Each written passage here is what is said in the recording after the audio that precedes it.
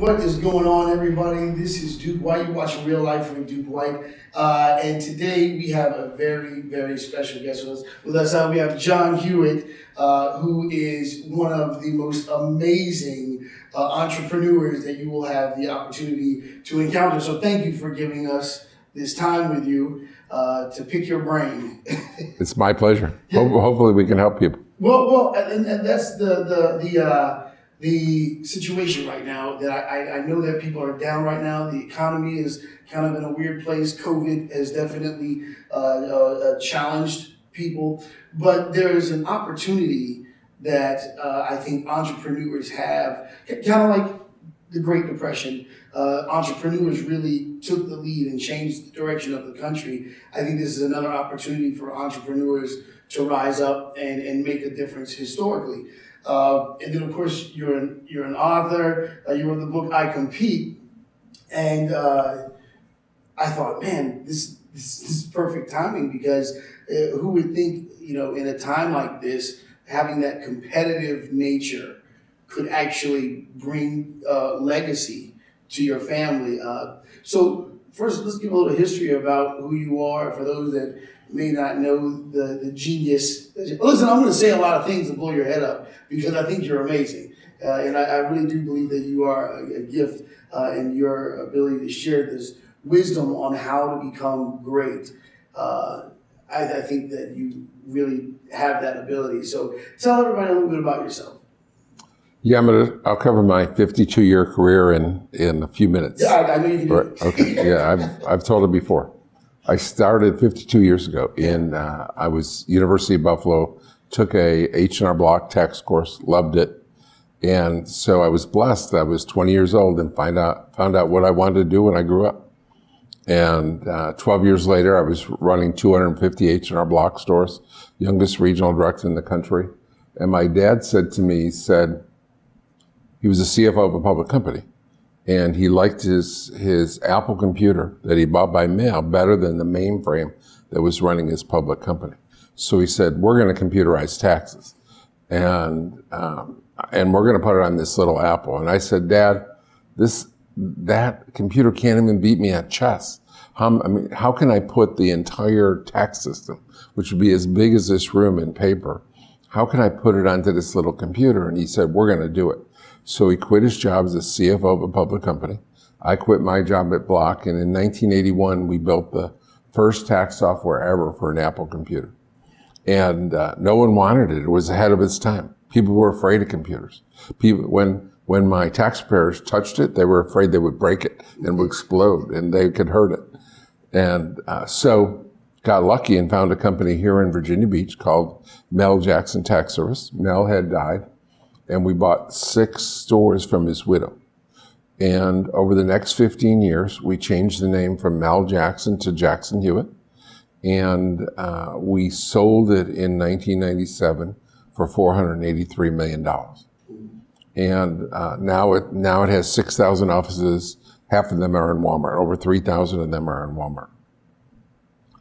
I had a non-compete for 3 years. And I couldn't go anywhere within 25 miles of a Jackson Hewitt office, which was virtually they were in every state and virtually everywhere in the United States. But since I grew up in Buffalo, I knew the Canadian tax system. And Canada has a 1,000 H&R Blocks. And so we opened in Canada. There were no Jackson Hewitts in Canada.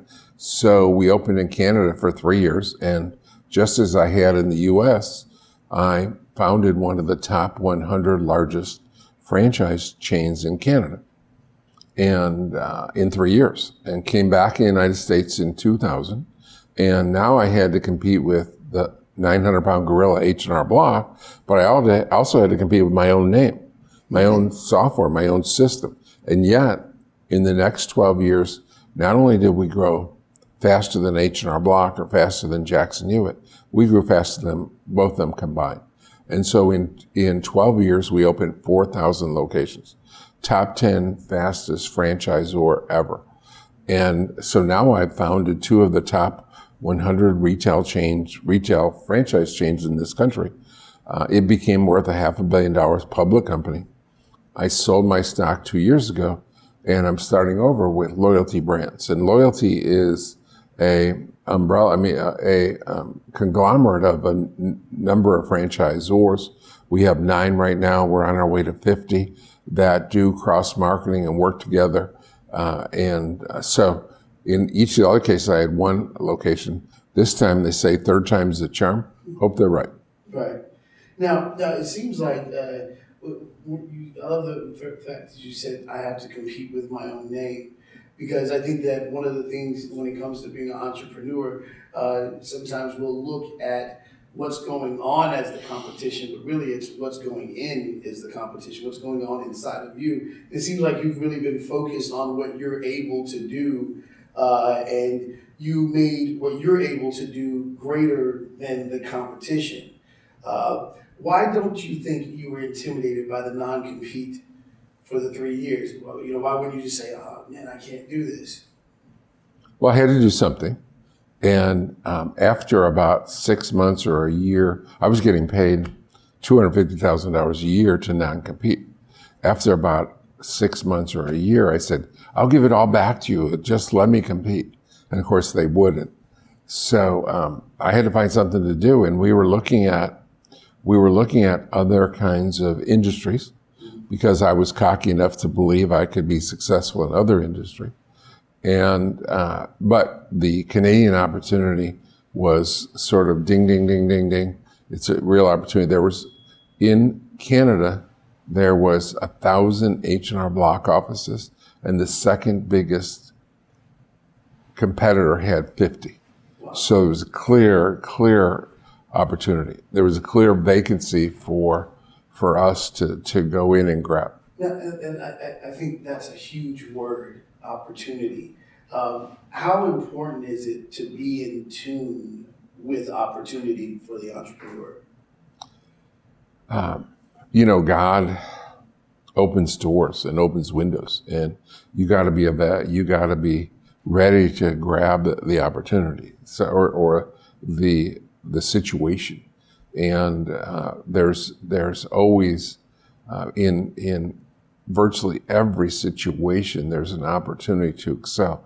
For example, in recessions, great businesses grab market share. It's easier to grab market share during a recession than it is when everything's going well. When everything's going well, anyone can do it. During a recession, only the best can do it. And so the weak go out of business, the strong, they grab market share during recession. So there's virtually always some opportunity somewhere. Yeah. Now, I do know in the faith community, it's very difficult because the faith community, when you approach certain business principles, there's an issue with being aggressive and you want to be fair. How do you balance spirituality and business? That's a loaded question, I know, but it seems like most people's interpretation of business is dog eat dog. But when you're a spiritual person, how do you balance that and maintain that integrity? Well, let me answer that in a couple of ways. Number one is I think it's God, family, business. And if you saw me in the business community, you would say he's crazy. It's business, family, God, or business, God, family. But that's because I'm such a fierce competitor. I saw Dennis Rodman was interviewed, and I'm not a Dennis Rodman fan at all.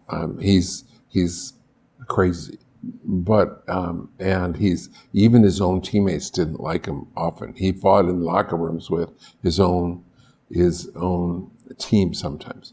But I saw him interviewed, and about 4 or 5 years ago, and they said, "How did you get along with Michael Jordan? I mean, you won 2 championships with Michael Jordan. How'd you get along with him?" And he said, "Because Michael and I were the same. As soon as we cross over that line onto the court, we would rather die than lose. We give 150%. And so that's how I am. When I'm in the arena competing, I'm giving 150%. Yeah. Whether it's my friend, my family, it doesn't matter. You're on the other side. I'm just a fanatical competitor. If I'm teaching a 7-year-old how to play chess, I'm a life master chess player. I'm not going to let him win, right? Even if it's my own child or grandchild, right? I'm not going to let them win. I just am. One of my phrases is, "Show me a loser, a good loser. I'll show you a loser." Wow. But on another side of that is that people say, "Why are you successful and so successful?" And I say it comes down to a couple things, but one thing for sure that's very Christian and very important is I always want to do what's best for the other person, whether it's a customer or an employee. I try to do what's best for people, and when it's best for both of us, best for both you and I, that's even better. But at the end of the day, I want what's best for you. And so I'm a very giving, caring, want what's best for people. And I think that's how I fit it in. It's amazing that you say that, because it seems like that attitude kind of locks you in that servant position. And the Messiah says that the greatest among you will serve. And I think that ultimately, what makes great people great is the commitment to that servant, to becoming the best servant. And I think that that's just an undefeatable mindset to have when you're coming to serve. And then when the competition is to be the best servant. And why not say, "I've done enough"? Why not say, "I've mastered the universe, I'm good"? Yeah, I built 2 chains that have $1.5 billion in value and 10,000 offices, changed thousands of people's lives, created over 800 millionaires. And it's like one more every week is becoming a millionaire in people that work with me, around me, for me. But I can't, I watch society, I watch people, and 95% of people retire, 98% of people retire. I am at the peak of my knowledge, the peak of my skill. And my favorite story in the Bible is the talent story. I am incredibly blessed with talent. And if I go sit on a beach somewhere, when I was a kid, I thought, I'll make a few $1 million and retire. I can make money. I was cocky and I can make money and I'll just go retire. But in the journey was the joy. I found out, what would I do? As I said, I'm a life master chess player. I'm a life master bridge player. And I only do that a few days a year. And that's nowhere near as fun as every day, thank God it's Monday, coming to work and changing people's lives. So the thing that drives me, the thing that makes me happiest in the whole world is never sitting on a beach, never just lollygagging along. It's changing people's lives. Yeah. And that's why I'm going to do it. They got to kill me to stop me. Right, you did say that. You said that. When I saw your Facebook post, I was like, this guy, he's not joking. I'm like, a lot of people were laughing and responding. I was like, nah, he's not joking right there. Yeah. Now, I do want to ask you this about, off air we were talking about the entitlement mentality. And I said one of the main reasons that I wanted to have you on is to really, let's have a down-to-earth conversation to help entrepreneurs really embrace, what it really means to be an entrepreneur. And you made a comment and said that ease really has nothing to do with this. It is a grueling process, because we use the word process sometimes, and we don't like add that extra adjective, that painful process, because it is grueling. Discipline is involved. And you said that you actually despise the concept of easy. Where did that come from? Well, it's biblical that nothing worthwhile comes easy, right? I mean, God gives us, I've never met a human being, and I brought in 5,000 franchisees in my career, changed tens of thousands of people's lives, hundreds of thousands of people's lives. And everyone has to overcome adversity. And there, as I said, nothing worthwhile comes easy. It all requires hard work. There's no success. And it's frustrating for me. You know, I'm the most positive person you may ever meet. I mean, I'm one of the most positive people, and that's one of my blessings. But one of the reasons is that I realize at every point in my life, at the most deepest, worst time, that there are people that are way worse off than me. I mean, and so how can I be sad? I mean, if even my own children, I have 6 children, even my own children, I can't convince them that just by being alive and healthy and living in the United States, you're one of the 2% most blessed people on the planet. But they don't get it. They feel, oh, I should be richer. You should give me more money. You should, I mean, blah, blah, blah, blah, blah. People do not appreciate the blessings that God has given them. People just don't get it. So, with this particular generation, I think that this mindset is not a racial thing. I guess it could be a spiritual thing, but the entitlement mindset, because you brought up the word entitlement mindset, I've heard people from all walks of life say that there's something wrong with this generation in the entitlement mindset. How toxic is the entitlement mindset to the entrepreneur? Well, it's manifesting itself in the quality of employees. The quality of employees today that are coming into the marketplace. I mean, in talking to, I spend most of my time talking to fellow entrepreneurs, and everyone is complaining about the quality of the new employees, the millennials and the young, even younger. They just have no work ethic, and they don't care. Actually, I'm getting ready to write my second book, and the biggest part of the book is on this premise that only less than 5% of employees act like owners. 95, 97, 98, 99% of employees act like employees. But the ones that act like owners, those are the diamonds in the rough. And a big part of my second book is how to find them, how to find the people that are going to act like owners.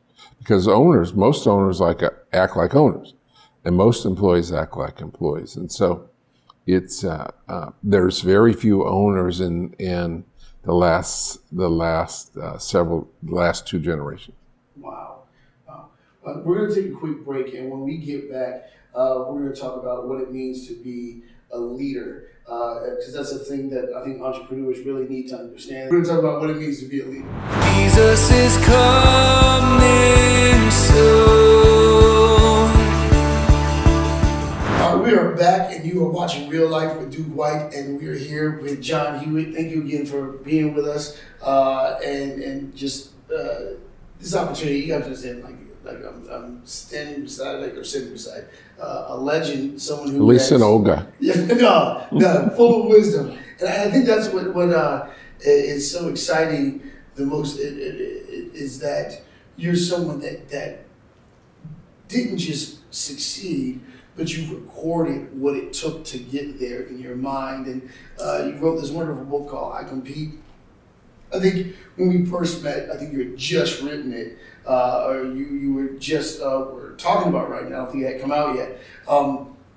And you're a guy that executes what you say you're gonna do. Once you put your mind to it, this is what's gonna happen. Which means that you have this genuine alpha leadership about you. When I say the word leader to you, what comes to your mind? I think that one of my blessings in building 2 companies from 0 to 500 employees and 10,000 offices is that as a leader, your responsibility is to have a dream that's reasonable, and then get everyone to buy in. You get your employees, your customers, your vendors, your investors. You get everyone to buy into the dream. So you have to have a reasonable dream, a reasonable plan and vision, and then you have to get buy-in. If you can't get in buy-in, you're not a leader. Leadership is getting buy-in of all the groups that matter. Yeah, and I tell people all the time that there's a difference between being a fan and being a leader. And, you might be a fan of football, but don't have what it takes to be on the field.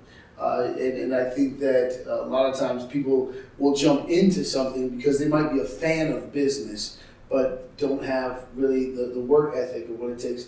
And so, and I'm saying that because I want you, the audience, to know that a lot of you might be attracted to entrepreneurship, but it doesn't mean you're an entrepreneur. It's just you're attracted to the idea of working with your own business. And if what I'm saying hits you in any kind of way, and you're offended by it, well, good. But if you are an entrepreneur, then what I just said won't intimidate you at all. You'll know that this was not for you. But true entrepreneurs know that it's bigger than just not being able to work for someone. Because I think sometimes entrepreneurship has been defined by, I can't work for someone, I don't like working with people. What do you say to that mindset? Well, let me add a little bit to what you're saying. That remember, I brought in 5,000 franchisees, and that means 50,000 people looked at the opportunity. So I've interviewed and talked to and guided tens of thousands of people, maybe 40, 50,000. And what I've learned is that 2/3 of people think they want to be self-employed in this country. And that studies show it's 60, 70, 75% think they want to be self-employed. But only 1/4 of them, or 1/3 of them, have the ability to do it because they just can't take the risk. They can't be self-starting. They just can't develop a system. They're too much of a perfectionist, or too scared of debt, or whatever it is. So the entrepreneurship is not all that it's made up to be. It's wonderful, and it's no one gets to be my boss, right? I get to be my own boss and set my own hours, but when it gets tough, you look around and oops, the buck stops here. Yeah. And it's so stressful, when you have 500 employees, and at the peak of my career, I had 500 employees and 2,000 franchisees. And if something happens to me, if I screw up, and the 2,000 franchisees had 50,000 employees. So, it's all on me. So it's incredible. The more successful you get, the more stress you have. And when I got my first lawsuit 25 years ago, my attorney said, the more successful you get, the more we live in a very litigious society. So there's all kinds of negatives to go along with the positives. Right. I mean, it's about the only way to grow extreme wealth in this country is to be self-employed. Right. And you get to work for yourself. Because ultimately, no one's going to pay you what you really value, because then they go broke. Exactly. So entrepreneurship is the only way you can really get your value worth. Now, I do know that the reputation of the particular business that you're in, it's so challenging because you chose an industry that you don't get to depend on entertainment, because that kind of you can have a product that's higher quality than my product, but if I hide behind entertainment, I can still get a bigger audience and a bigger, eventually it might be a high turnaround, but eventually entertainment gives people edge. You chose an industry that people think is for old people, for parents, or one of the biggest money spenders are young people. But the tax industry is a very, and then there's the reputation of it just being seasonal. when really it's really all year, but there's a seasonal reputation. How do you deal with the fact that we live in a generation where they would rather be in tune with entertainment than down to earth business principles that create success and legacy?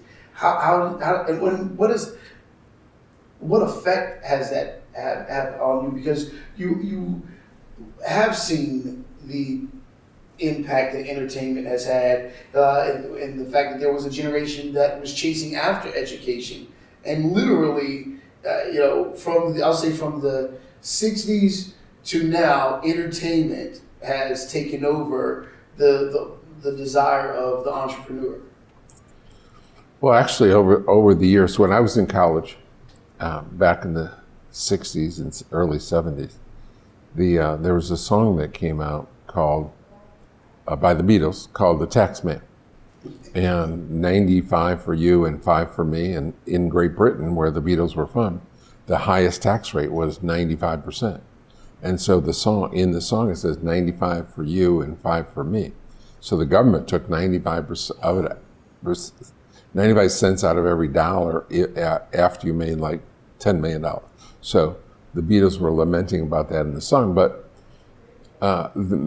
my college friends called me the tax man, because I worked for H&R Block and I knew taxes, and if they had a tax question or needed someone to do their returns, then I would do their tax. So I was the tax man. And even then, back in the '60s, they were saying, well, what happens when they make it really simple? They come up with a simple tax. Because they were talking about fair tax, simple tax, even back then. And so I've faced that now for 52 years. People talking about fair tax, simple tax, and now online makes it easy to do your own tax return. Well, in the meantime, over the last 25 years, or I guess in 16 years, the percentage of people that pay to prepare grew from the time I started in 1969, 25% pay to prepare. It grew to 60% from 1969 to 2005. So 16 years. Right, no, 36 years. So it grew in 36 years, from 69 to 2005. It went from 25% to 60%. Well, over the last 16 years, it's been about the same. Now it's down to about 58%. So people say to me, why aren't you going to go out of business? They're going to simplify it, or now you can go online. Well, entertainment is the reason. The young are using their phones and their gadgets for entertainment. They're not doing business with it. Entertainment is huge. Right, they're twitting and Facebooking and playing games, and so they pay us to do their tax return. Wow. And as a percentage, the percentage every year of 18-year-olds that file their first return that pay a preparer is the same today as it was 50 years ago, long before the internet started. Wow. Because they're fooling around, they're playing games. That's amazing. Listen, guys, we're going to be back next week with Hewitt. He's going to spend more time with us. So we love you guys.